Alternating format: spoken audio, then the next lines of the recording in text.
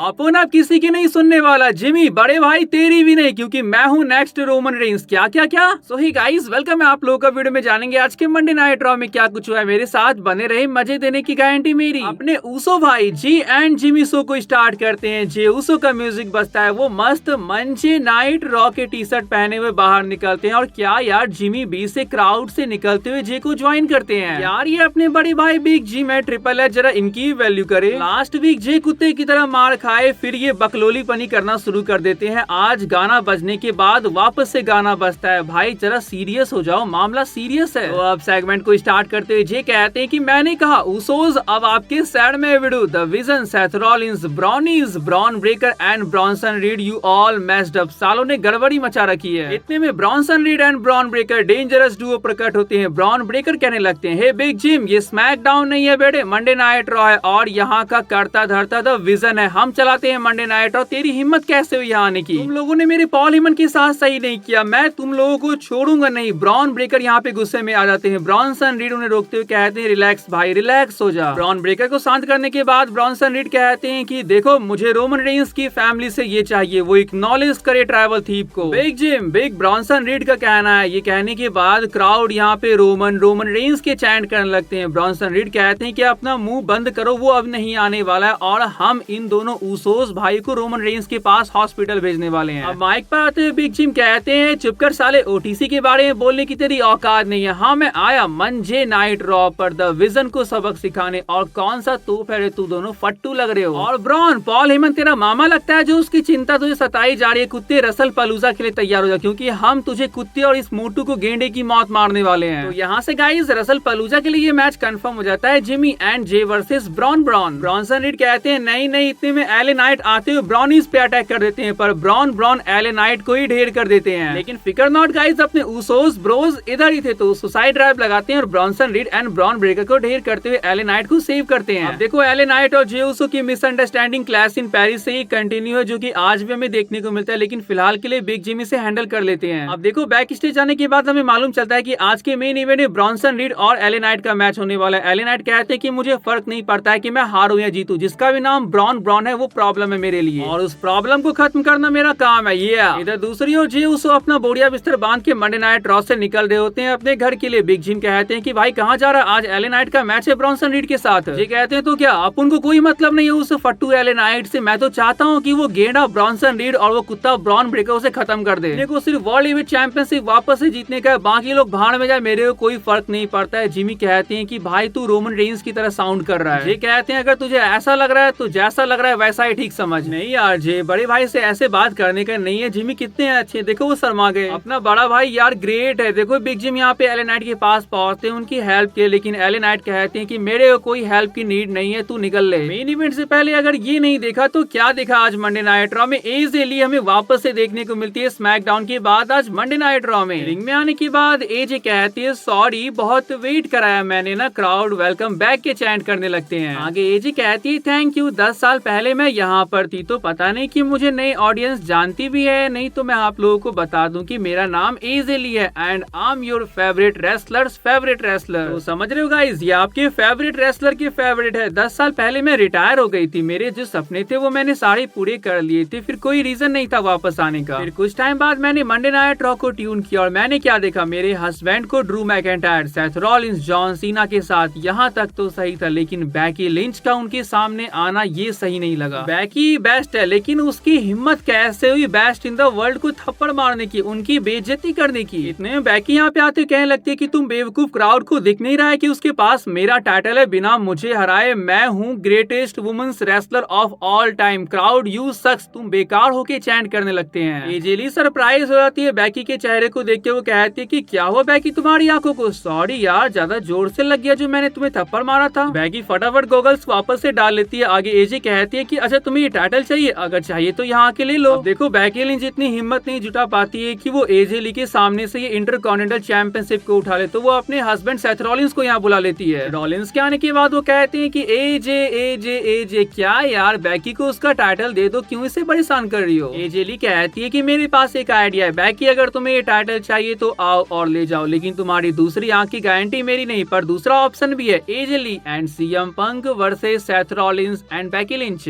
Mix tag team match का challenge मिलने के बाद सेथ रॉलिंस रिंग के अंदर घुसते एजे ली के सामने जाते हैं और कहते हैं कि तुम्हें पता नहीं है 10 साल हो गए एजे और यहाँ पे चीजें काम नहीं करती है ऐसे। मैं वर्ल्ड हेवीवेट चैंपियन हूँ, this is my show, these are my people, यहाँ का डॉन मैं हूँ और दादागिरी सिर्फ मेरी चलती है, तो टाइटल मुझे वापस कर दो। सेथ रॉलिंस ट्राई करते हैं टाइटल लेने की, लेकिन एजे ली उन्हें टच भी करने नहीं देती है टाइटल को। ऐसे में सीएम पंक बेकी लिंच के पीछे से आते हुए सीधे रिंग के अंदर एंटर करते हैं और सेथ रॉलिंस को जीटीएस लगाने के लिए जाते हैं। जान बची तो लाखों टाइटल आए, ये नारे लगाते हुए सेथ रॉलिंस फटाफट रिंग से बाहर निकलते हैं और माइक उठाते हुए कहते हैं साले भड़वे तूने तो मुझे डरा ही दिया, तुम्हें मैच चाहिए, you got a match at Wrestlepalooza. Challenge accept करने के बाद एजे वुमेन्स इंटरकॉन्टिनेंटल चैंपियनशिप को बेकी को वापस दे देती है। तो रसल पलूजा के लिए गाइस ये mix tag team match confirm हो गया है, Seth Rollins and Becky Lynch versus CM Punk and AJ Lee. तो अब हम यहाँ बात करते हैं आज के मेन इवेंट के बारे में, LA night versus big Bronson ring side. यहाँ पे ब्रॉन ब्रेकर बड़े मजे ले रहे होते हैं एलए नाइट से। देखो यार मैं पहले बता रहा हूँ, एलए नाइट से पंगा लोगे तो भाई मार खाना आपका फिक्स है यहाँ पे, क्योंकि एलए नाइट किसी का एहसान अपने माथे नहीं रखते। ये लगा ब्रॉन ब्रेकर को एक मोटा पंच, लेकिन थोड़ा गड़बड़ हो गया, ध्यान हट गया और ब्रॉन्सन रीड यहाँ पे इस मैच को जीत जाते हैं। दूसरी बात ये भी है कि कभी किसी डॉग से पंगा मत लेना, ये तो भाई बिग डॉग है। अब ब्रॉन ब्रेकर यहाँ पे मारना शुरू कर देते हैं एलए नाइट को। मना करने के बावजूद हमारे जेंटलमैन जिमी ऊसो यहाँ पे आते हैं एलए नाइट की हेल्प करने के लिए। 3 सुपर किक वो लगाते हैं, लेकिन ब्रॉन ब्रेकर का स्पीयर लगता है और जिमी ऊसो ढेर हो जाते हैं। अब देखो ऐसे में जी जहां भी होते उन्हें आना ही था, क्योंकि भाई के लिए जान भी कुर्बान है, एलए नाइट के लिए नहीं। लेकिन आधा जान तो यहाँ पे ब्रॉन ब्रेकर अपने स्पीयर से निकाल लेते हैं जे ऊसो का, और पूरा खत्म करने के लिए ब्रॉन्सन रीड यहाँ पे सुनामी के लिए जा रहे होते हैं। लेकिन एलए नाइट स्टील चेयर के साथ यहाँ पे अपनी एंट्री मारते हैं और हमारे Usos brothers specially Jimmy Uso की हेल्प करते हैं। लेकिन ये जे ऊसो को अच्छा नहीं लगता और वो यहाँ पे स्पीयर हिट कर देते हैं एलए नाइट को। जिमी कहते हैं ये क्या किया तूने छोटे। जे कहते हैं कि मैंने तुझे पहले ही कहा था कि अपन को किसी से कोई लेना देना नहीं, और खास कर इस एलए नाइट से। ये एलए नाइट से पंगा लेना हमारे फ्यूचर रोमन रेंस को बहुत भारी पड़ने वाला है। लेकिन हमारे करंट रोमन रेंस का क्या अपडेट है, तो रोमन रेंस ने यहाँ पे खुद इस चीज को बताया है कि वो अभी फिलहाल अपने नेक्स्ट मूवी स्ट्रीट फाइटर की शूटिंग में लगे हुए हैं, और ये शूटिंग कंप्लीट होते ही नेक्स्ट मंथ रोमन रेंस आप लोगों को वापस से देखने को मिलेंगे।